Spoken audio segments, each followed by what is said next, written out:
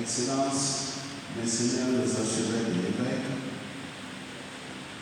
honorables autorités civiles, administratives, militaires, paramilitaires, coutumières et religieuses, le grand-père Georges Boya, chargé d'affaires pour l'annonciature apostolique du Niger, frères et sœurs bien-aimés de Dieu, béni soit celui qui vient au nom du Seigneur.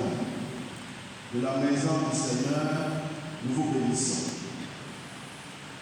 Chers fils et filles de l'Église, famille de Dieu de vos congrégations, à tous et à toutes, nous adressons nos vives félicitations pour le don d'un nouveau pasteur que, par la bienveillance de notre Saint-Père le pape François, le Seigneur vous accorde et que vous agréez en ce jour béni. Comme vous le savez, les évêques sont les pasteurs de l'Église, c'est-à-dire les maîtres de l'orpheline, les prêtres du culte sacré et les ministres du gouvernement, confèrent à notre passage 75. L'épiscopat n'est pas un honneur, mais un service à la suite de Jésus. Tout évêque diocésain à la charge d'un diocèse. Votre évêque est appelé métropolitain parce qu'il préside la province ecclésiastique de Bobo-Dioulasso, créée diocèse en 1955 et archidiocèse en l'an 2000, est composé des diocèses dits suffragants. C'est l'expression consacrée. Diocèses suffragants que sont les diocèses de Djibouti, créés en 1968, de Banfora en 1998, de Djibouti en 2000, de Nouna en 2000 et enfin de Gawa en 2011, soit 6 diocèses.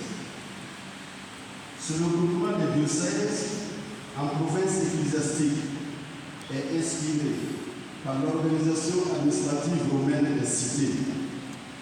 Le chef-lieu de la province porte le nom de métropole, qui signifie la ville-mère, dont l'évêque appelé archevêque métropolitain. Cette organisation a pour rôle de faciliter la concertation, la coopération et la communion entre les évêques pour le bien de la mission évangélisatrice. L'insigne propre à la fonction d'archevêque est est le paléum. C'est une bande de laine blanche avec des croix noires que le pape remet aux archevêques et qu'ils portent sur leurs vêtements liturgiques lorsqu'ils sont sur le territoire de leur province ecclésiastique. Bien-aimé de Dieu, paraphrasant Saint-Antioche d'Antioche, un évêque et martyr du IIe siècle, nous vous exhortons vivement à accueillir votre nouveau pasteur dans la foi et l'espérance.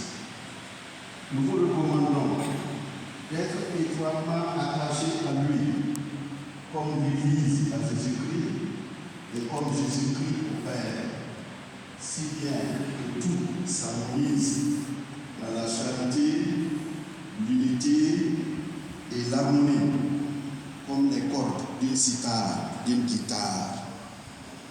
Retenez bien ce sage conseil du pape Jean-Paul II. L'Église ne peut avancer qu'en renforçant la communion entre ses membres, à commencer par ce pasteur. Confère Église in Africa, numéro 17. Dès le bon pasteur éternel par excellence, unir et rendre féconde cette étape missionnaire de l'archidiocèse du monde de l'Est. Ensemble, ensemble,